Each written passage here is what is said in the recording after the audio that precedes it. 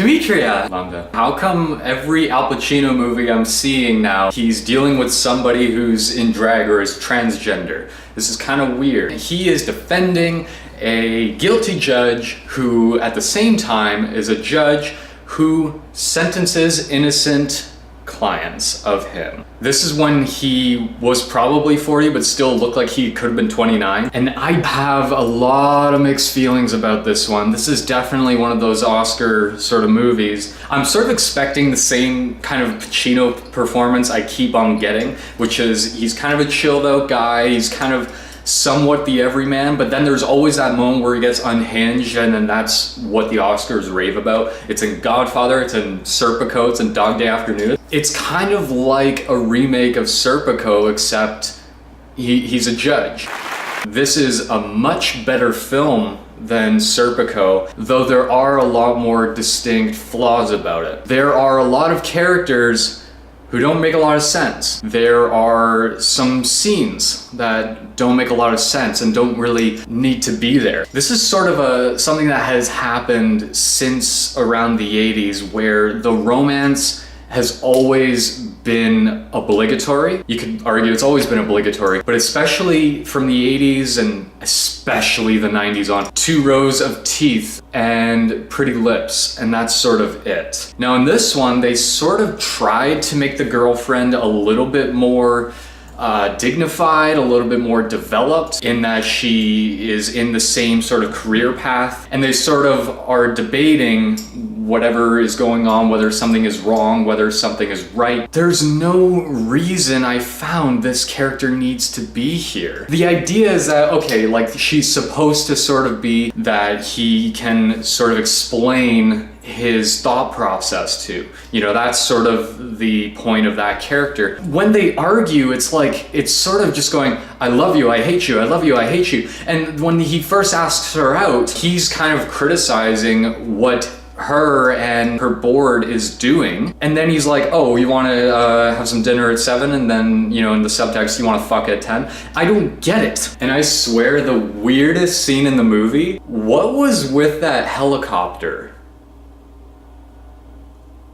There are scenes like this in other movies where they're supposed to show you this is how characters react in this situation, therefore you can get more behind them in scenes that end up actually mattering. But in this one, it's almost like these 2 actors and then the director, oh, you know, we have a lot of money left, rent a helicopter, or no, fuck it, let's just buy it. We're just going to film them going up there. What is the point of that? You don't even need to show us that this judge is a badass. He fired a gun in court.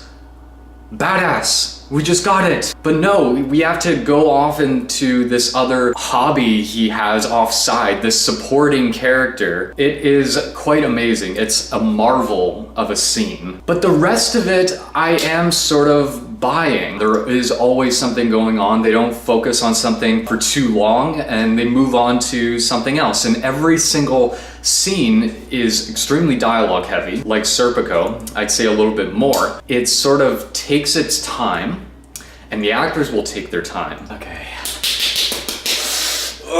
One of the issues with the movie and just sort of the tone in general is that since it is so dialogue heavy, there is a little bit of taking advantage of that. A lot of Al Pacino's character is explaining what he's thinking, where it sort of just turns into Shakespeare.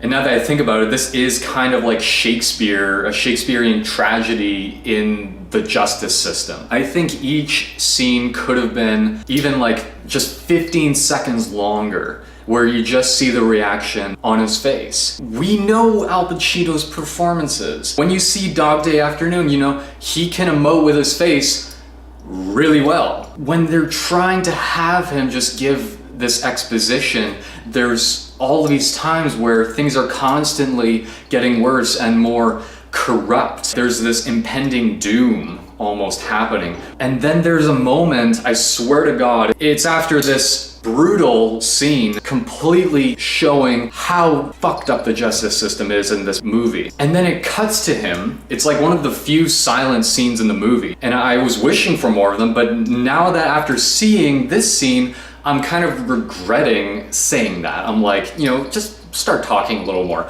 Because there's these people sort of jogging, and Al Pacino in his office where gets up after this brutal scene where guns are shot, and he just sort of goes around with them. He's running around with them. And then there's the opening scene where he's held in jail for contempt of court. They're showing that like Al Pacino is like pissing himself. And I'm like, well, what is that supposed to mean? It's like I'm not getting behind these characters enough where I can identify why they would have these sort of reactions. So I think there's a little bit of a lack of mood, like a lack of proper intention going on. But the reason you should see it is for the final scene. And there's a part where someone is throwing plates. That is an awesome scene. When someone threw it at the camera, I went like, "Choosh!" There is also his final words in the court, and I won't give it away, but it's the unhinged Pacino we all know,